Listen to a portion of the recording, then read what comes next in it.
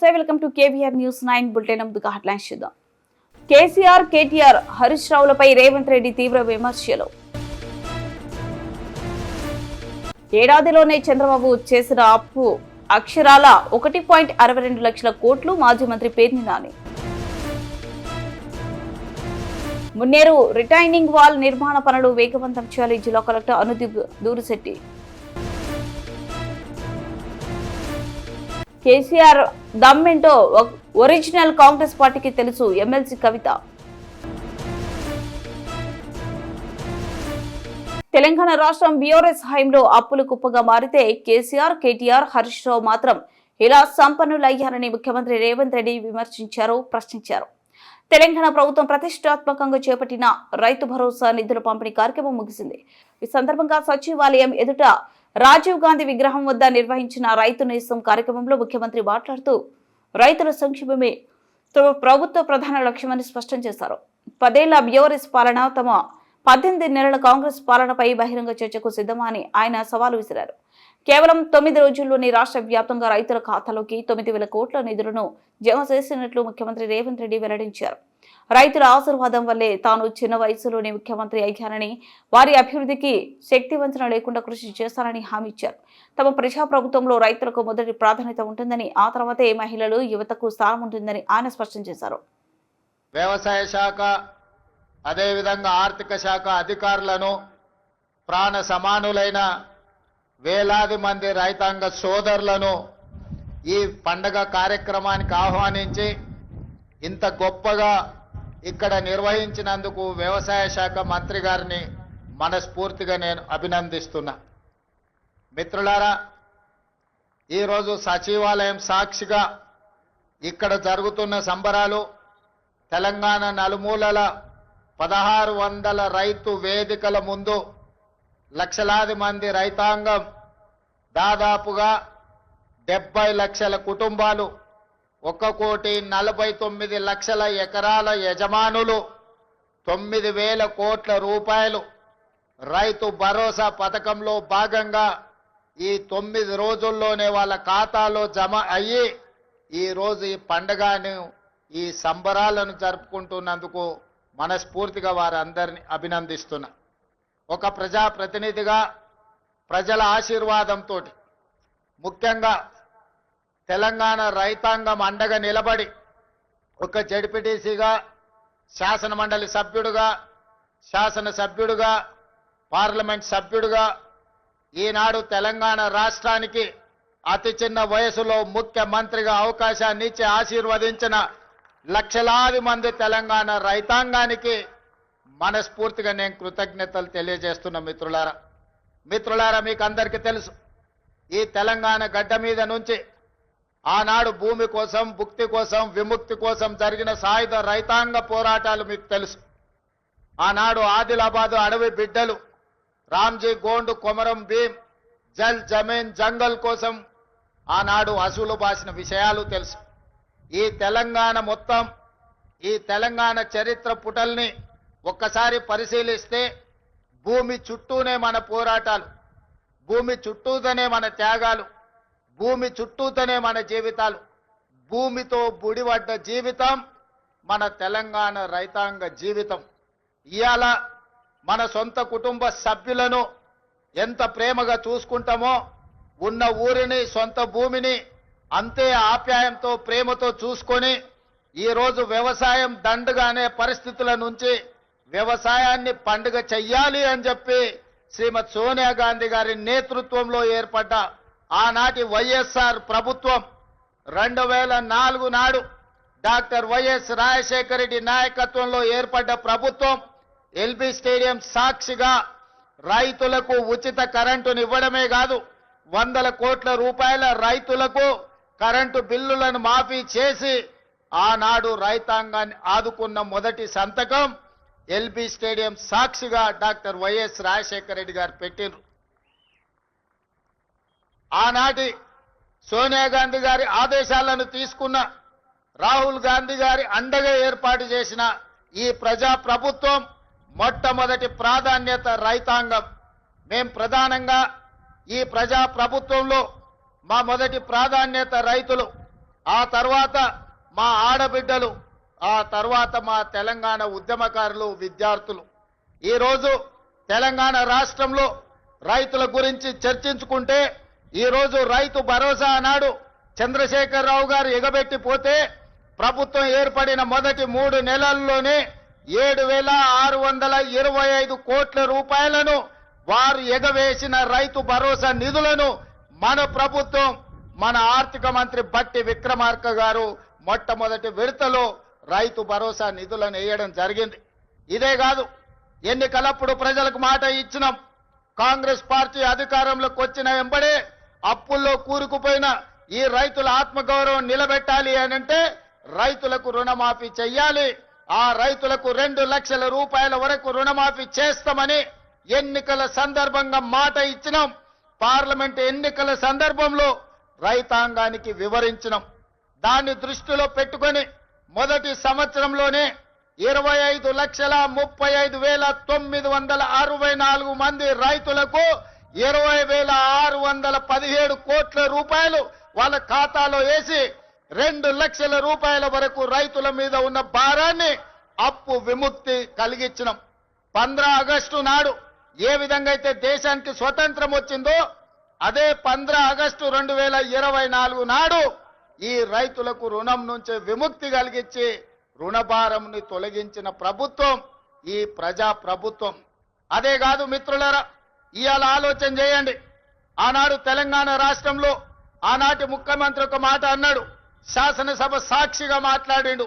మీరు ఒరేసుకుంటే ఉరి వేసుకున్నట్టే ఈ ప్రభుత్వం వ్యాపారం చేయదు, రైతులు పండించిన వడ్లను మేము కొనము, ఇది మా బాధ్యత కాదు అని ఆనాటి ముఖ్యమంత్రి చెప్పిండు. మరి ఆనాటి ముఖ్యమంత్రి ఆ విధంగా మాట్లాడితే మన ప్రజా ప్రభుత్వం అధికారంలోకి వచ్చిన వెంబడే రైతాంగానికి ఒక మాట చెప్పినాం, మీరు వరి పండించండి, చివరి గింజ వరకు కొంటాం, కొనడమే కాదు కనీసం మద్దతు ధర ఇవ్వడమే కాదు, సన్న వడ్లు పండించండి, 500 రూపాయల బోనస్ ఇచ్చి మీరు పండించిన పంటను మేము కొంటామని తెలంగాణ రైతాంగానికి మాట ఇచ్చినాం. మా మాట నమ్మి, మా మీద విశ్వాసం ఉంచి, మా మీద పూర్తి నమ్మకంతో పోయిన సంవత్సరం ఈ దేశంలోనే వరి పండించడంలో మొట్టమొదటి స్థానాన్ని తెలంగాణ రాష్ట్రం సాధించింది. 2,80,00,000 మెట్రిక్ టన్నుల వడ్లను ఉత్పత్తి చేసి దేశంలోనే మొదటి స్థానంలో నిలబడ్డ తెలంగాణ రాష్ట్రం సన్న వడ్లకు 500 రూపాయల బోనస్ ఇవ్వడమే కాదు, మీరు పండించిన పంట వడ్లకు 48 గంటల్లోనే మీ ఖాతాలో నగదు బదిలీ చేసినాం. ఆనాడు తాలు పేరు మీద, ఆనాడు తడి పేరు మీద, తుట్టి పేరు మీద క్వింటాల్కు 10 కిలోలు దళారులు దోసుకుంటుంటే మనం ప్రభుత్వంలోకి వచ్చిన తర్వాత ఈ దళారులను, ఈ మిల్లర్లను ఎవరైతే మోసం చేస్తుండ్రో మీ తోలు తీస్తాం, 1 కిలో కూడా తక్కువ తూకం చేసినా మీ తోలు ఒలుస్తామని చెప్పి తాలు పేరు మీద, తడి పేరు మీద జరుగుతున్న దోపిడీని నిలువరించి రైతులను ఆదుకున్న చరిత్ర ఈ రోజు మన ప్రభుత్వాన్ని అని చెప్పి నేను ఈ సందర్భంగా చెప్పదలుచుకున్న మిత్రులారా, ఇవాళ దేశంలో తలెత్తుకొని గర్వంగా నిలబడి ఈ దేశంలోనే అత్యధికంగా వరి ధాన్యాన్ని ఉత్పత్తి చేసే రాష్ట్రం మాది.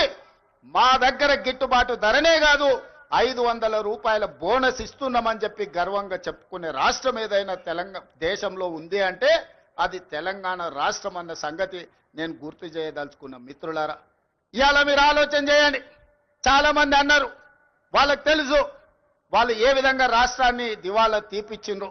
ఒక క్యాన్సర్ పేషెంట్ చూడడానికి బాగా కనిపించినా కిడ్నీలు దెబ్బతిని, గుండె దెబ్బతిని, రక్తము సరైన బీపీ షుగర్లు అన్ని క్యాన్సర్ ఉండి చనిపోయే ముందు ఏ విధంగా ఉంటాడో రాష్ట్ర ఆర్థిక వ్యవస్థను చంద్రశేఖరరావు గారు క్యాన్సర్ బారిన పడేసినట్టు పడేసి 8,29,000 కోట్ల రూపాయలతో మాకు అప్పచెప్పిండు మిత్రులారా.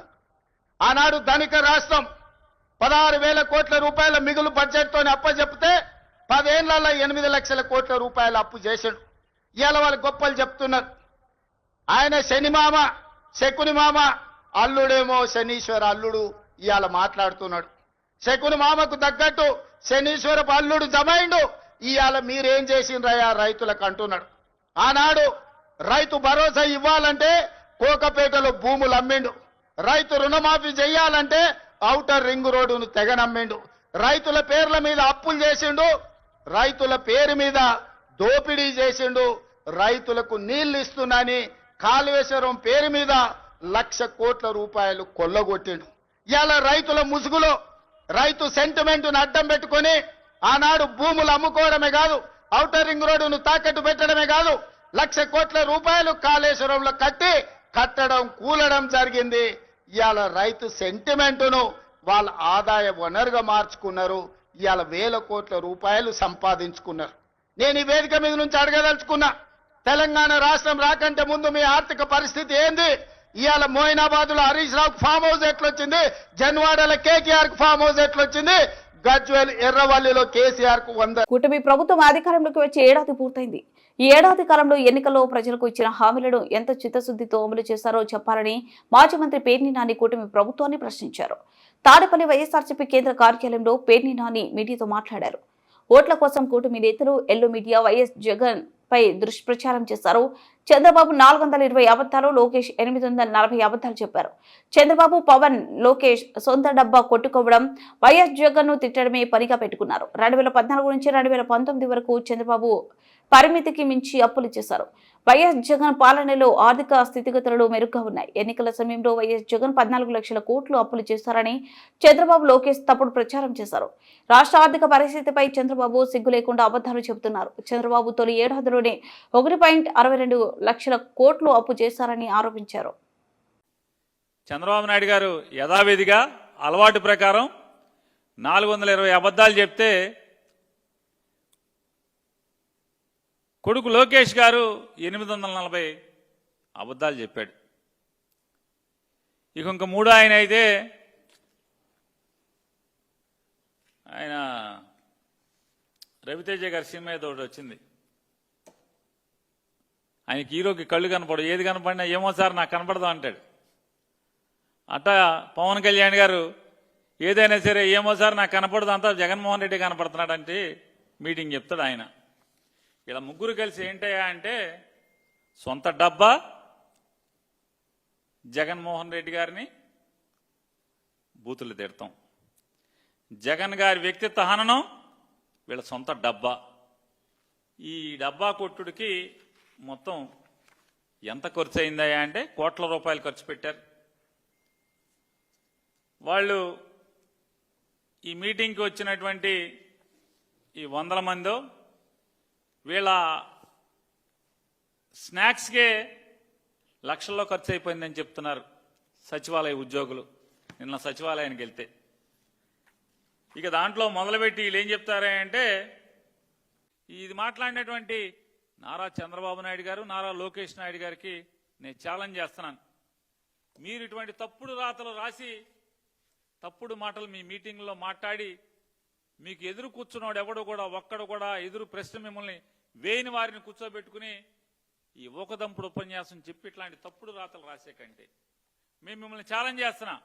2014-19 లేదా 2019-24 లేదా 2024-2025 ఈ సంవత్సరానికి గాను డెట్ సస్టైనబిలిటీ ఏంటి, ఎవడి ప్రతాపం ఏంటి, ఎవడి స్థితిగతులేంటి, మా పరిస్థితి ఏంటి, లేదా మీ డొల్లతనమా, లేదా మాది డొల్లతనమా, మీది గొప్పతనమా ఛాలెంజ్ చేస్తున్నాం. చంద్రబాబు నాయుడు గారు వస్తారా, లోకేష్ నాయుడు గారు వస్తారా? నెట్ బారోయింగ్ సీలింగ్ అంటే రిడక్షన్ ఫ్రమ్ ఎన్బిసి అనే ఒక సర్దుబాటు, ఈ సర్దుబాటు మూలంగా మీరు చేసినటువంటి పాపాల్లో ఉన్నటువంటి 17,000 కోట్ల రూపాయలని పరిమితికి మించి చేసిన అప్పుని 2022-23లో సర్దుబాటు చేయటం వల్ల అప్పు తీసుకునేటువంటి వెసులుబాటు సన్నగిల్లింది తప్పితే ఏ రోజు కూడా ప్రభుత్వం నుంచి చెల్లింపులు చెల్లించడంలో కానీ లేదా రాష్ట్ర ఆర్థిక పరపతి సన్నగిల్లటం కానీ జగన్మోహన్ రెడ్డి గారు ఎప్పుడూ కూడా మీ ప్రభుత్వం కంటే ఆర్థిక స్థితిగతి మెరుగుగానే పరిపాలన చేశాడు. మీకంటే కుర్రవాడు, మీకంటే అనుభవంలో తక్కువవాడైనప్పటికీ కూడా ఆర్థిక స్థితిగతులు, ఫిస్కల్ డిసిప్లిన్,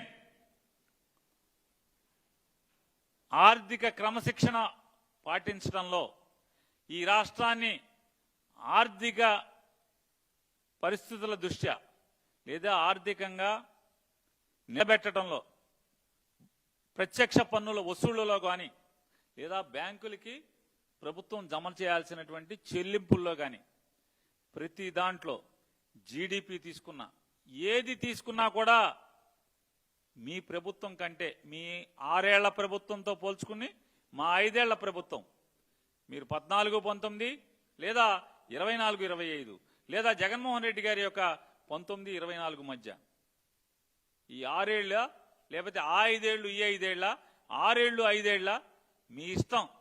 ఎన్నికల ముందు 14 లక్షల కోట్లు అప్పు తెచ్చాడు జగన్మోహన్ రెడ్డి గారు అని చెప్పారు. అసలు ఆర్థిక స్థితిగతులు మీరు అసెంబ్లీలో ఇచ్చారు. మీ ఆర్థిక మంత్రి అసెంబ్లీలో తన నోటితో చదివాడు, ఇది రికార్డులో ఉంది. ఏముంది? 2014 సంవత్సరానికి అంటే ఆంధ్రప్రదేశ్ రాష్ట్రం విడి తెలంగాణ ఆంధ్రప్రదేశ్ కింద అవిభాజ్య రాష్ట్రం నుంచి విభజిత రాష్ట్రంగా ఆంధ్రప్రదేశ్గా ఉండేప్పటికీ 1,40,717 కోట్ల రూపాయలు మొత్తం అప్పుగా ఉంటే 2019 మార్చి 31 నాటికి ఈ రాష్ట్రం యొక్క అప్పు 3,90,247 కోట్లు. అంటే పాత 1,40,717 దాంతో కలుపుకుని 3,90,000 అయితే చంద్రబాబు నాయుడు గారు జగన్మోహన్ రెడ్డి గారికి అప్పు చెప్పేప్పటికీ 2,49,350 కోట్ల రూపాయలు 5 ఏళ్లలో మీరు చేసినటువంటి అప్పు. మరి ఎంత శాతం పెంచారు అప్పు? 1,40,000 కోట్ల. మున్నేరు నది ఇరువైపులా చేపట్టిన రిటైనింగ్ వాల్ నిర్మాణ పనులు వేగవంతం చేయాలని జిల్లా కలెక్టర్ అనుదీప్ దూరుశెట్టి అన్నారు. అదనపు కలెక్టర్ పి శ్రీనివాసరెడ్డితో కలిసి మున్నేరు రిటైనింగ్ వాల్ నిర్మాణ పనులు పురోగతి, భూ నిర్వాసితులకు పోలేపల్లి వద్ద కేటాయించనున్న ప్రభుత్వ స్థలాన్ని క్షేత్రస్థాయిలో పరిశీలించారు. కలెక్టర్ కరుణగిరి రాజగృహ కల్ప పోలేపల్లి వద్ద క్షేత్రస్థాయిలో పరిశీలించారు.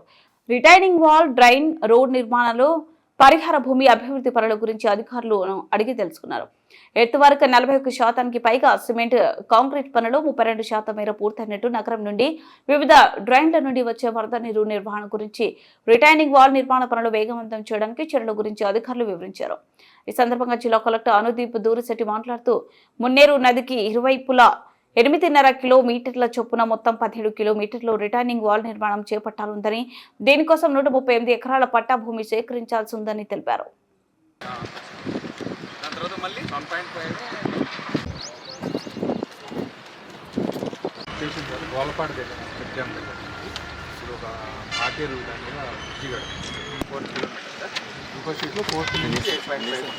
ఇప్పుడు ఇది డిస్టెన్స్ 4 కిలోమీటర్. ఇది ఇక్కడ 5 కిలోమీటర్లో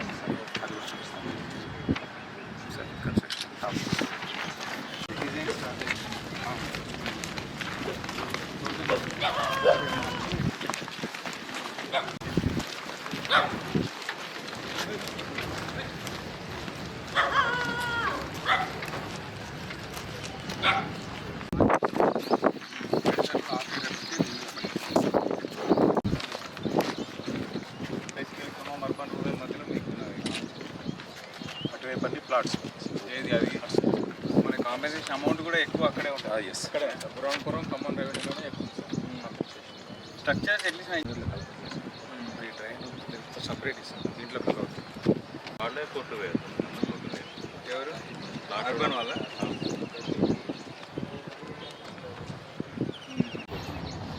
మనకి మధ్యలో ఎక్కడ కూడా దీంట్లో ఎక్కడ. సో మరి ఎంటైర్ టౌన్ నుంచి వచ్చేదంతా కూడా మీరు ఈ ట్రైన్లో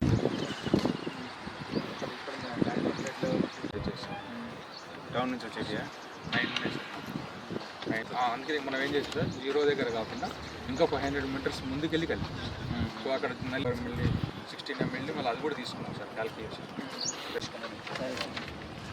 వాళ్ళకి కూడా బెటరే కదండి.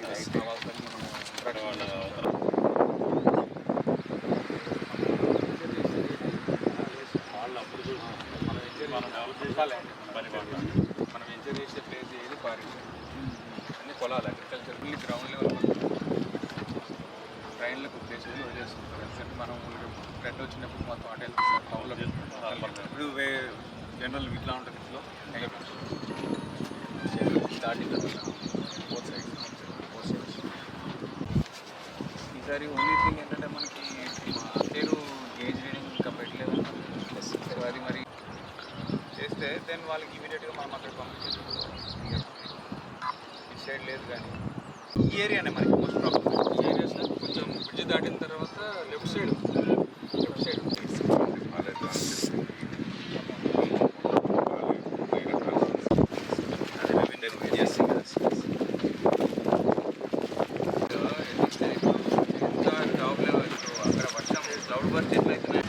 కాబట్టి ఈసారి కూడా క్లౌడ్ బస్ట్ అవే ఛాన్స్ ఉంటుంది. దాంట్లో ఆపలేము నీళ్ళు కంటే క్లౌడ్ బస్ట్. కేసీఆర్ దమ్మెంత అన్నది ఒరిజినల్ కాంగ్రెస్ పార్టీకి తెలుసు కాబట్టి తెలంగాణ వచ్చింది అని బీఆర్ఎస్ ఎమ్మెల్సీ కవిత పేర్కొన్నారు. తెలంగాణ వచ్చింది కాబట్టి ఇవాళ రేవంత్ రెడ్డి ముఖ్యమంత్రి అయ్యారు. అది మర్చిపోయి రేవంత్ రెడ్డి మాట్లాడడం బాధకరమని కవిత అన్నారు. మహిళలకు 2500 పెన్షన్లు మొత్తం పెంపుపై ఎమ్మెల్సీ కవిత పోస్ట్ కార్డు ఉద్యమం చేపట్టారు. ఈ సందర్భంగా కవిత మాట్లాడారు. 6 గ్యారెంటీల అమలు, మహిళలకు కాంగ్రెస్ పార్టీ చేసిన మోసంపై అసెంబ్లీలోనే చర్చిద్దామన్నారు. రేవంత్ రెడ్డి చంద్రబాబును పిలిచి హైదరాబాద్ బిర్యానీ పెట్టి గోదావరి నీళ్లను గిఫ్ట్ గా ఇచ్చారు. 2016లో పోలవరం బనకచెర్ల అంశమే లేదు. రేవంత్ రెడ్డికి అబద్ధాలు ఆడడం అలవాటైంది. గ్యారెంటీలు అమలు చేయకుండా ప్రజల దృష్టి మళ్లించడం సరికాదు. అసెంబ్లీ పెడదాం. 6 గ్యారెంటీల అమలు, మహిళలను మోసం చేసిన దానిపై చర్చిద్దామన్నారు కవిత. రేవంత్ రెడ్డి హుందాగా వ్యవహరించాలి. కేసీఆర్ కలలో కూడా తెలంగాణకు నష్టం చేయరు. బీసీలకు 42% రిజర్వేషన్లు కల్పించకుండా ఎన్నికలకు వెళ్తే కాంగ్రెస్ పార్టీని ప్రజలు క్షమించరు అని కవిత పేర్కొన్నారు. తెలంగాణ ఇవాళ తెలంగాణలో కాంగ్రెస్ ప్రభుత్వం ఏర్పడి 18 నెలలు కావస్తా ఉన్నది. ఈ 18 నెలల్లో ఏదైతే మీరు వాగ్దానాలు చేశారో, ముఖ్యంగా వృద్ధులకు 2000 ఉన్న పెన్షన్ 4000 చేస్తామన్నారు. వికలాంగులకు 4000 ఉన్న పెన్షన్ 6000 చేస్తామని చెప్పిండ్రు. మహిళలందరికీ కూడా నెలకు 2500 రూపాయలు ఇస్తామని చెప్పిండ్రు. ఇట్లా మీరు అనేకమైనటువంటి వాగ్దానాలు చేసిండ్రు.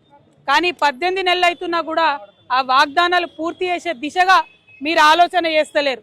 కాంగ్రెస్ ప్రభుత్వాన్ని వాళ్ళు నేను డిమాండ్ చేసేది ఒకటే, మేము ఇవాళ తెలంగాణ ప్రజలు, ముఖ్యంగా తెలంగాణ మహిళలు, సోనియా గాంధీ గారు గ్యారంటీ కార్డులు సంతకం పెట్టి ఇంటింటికి పంచిండ్రు, పేపర్లలో వేసిండ్రు, ఫ్రంట్ పేజీలలో అడ్వర్టైజ్మెంట్లు వేసిరు. అవి చూసి సోనియా గాంధీ గారి ముఖం చూసి నమ్మి కాంగ్రెస్కి అధికారం ఇచ్చిండ్రు. ఇస్తే మరి మీ కోటేసినటువంటి మహిళలు మీరు మోసం చేసిరు, మీ కోటేసినటువంటి వృద్ధులను మీరు మోసం చేసిరు, మీ కోటు వేసినటువంటి వికలాంగులను మీరు మోసం చేసిరు. అందుకే ఇవాళ మేము వేల సంఖ్యలో పోస్ట్ కార్డులు తీసుకొని సోనియా గాంధీ గారికి మరి మేము పంపించడం జరుగుతూ ఉన్నది. దీంట్లో మేము ఒకటే రాసినాం, అమ్మ సోనియమ్మ, మీరు మీ రేవంత్ రెడ్డి గారిని, మీ ముఖ్యమంత్రిని ఆదేశించండి, తక్షణమే మాకు పెన్షన్లు ఇప్పించండి అని చెప్పి సోనియా గాంధీ గారికి రిక్వెస్ట్ చేసినాం. ఇంకా కూడా ప్రతి జిల్లా నుంచి, ప్రతి చోటి నుంచి కూడా పెద్ద ఎత్తున ఈ పోస్ట్ కార్డులు పంపుతామని కూడా మేము ఈ సందర్భంగా తెలియజేస్తున్నాం. ముఖ్యమంత్రి గారు తక్షణమే పెన్షన్లు విడుదల చేయాలని చెప్పి డిమాండ్ చేస్తా ఉన్నాం. జై తెలంగాణ.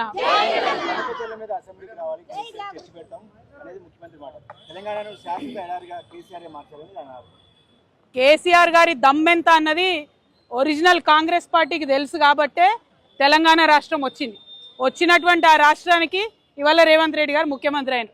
అది మర్చిపోయి కేసీఆర్ గారు దమ్ముంటే ఇక్కడ రావాలి అక్కడ రావాలని రేవంత్ రెడ్డి గారు మాట్లాడడం చాలా బాధాకరం. హుందాగా ప్రవర్తించాలి ముఖ్యమంత్రి గారు. బిడ్డ ముగించే ముందు హెడ్లైన్స్ మరోసారి. కేసీఆర్, కేటీఆర్, హరీష్ రావులపై రేవంత్ రెడ్డి తీవ్ర విమర్శలు. ఏడాదిలోనే చంద్రబాబు చేసిన అప్పు అక్షరాల 1.62 లక్షల కోట్లు. మాజీ మంత్రి పేర్ని నాని. మున్నేరు రిటైనింగ్ వాల్ నిర్మాణ పనులు వేగవంతం చేయాలి. జిల్లా కలెక్టర్ అనుదీప్ దూరిశెట్టి. కేసీఆర్ దమ్మేంటో ఒరిజినల్ కాంగ్రెస్ పార్టీకి తెలుసు. ఎమ్మెల్సీ కవిత.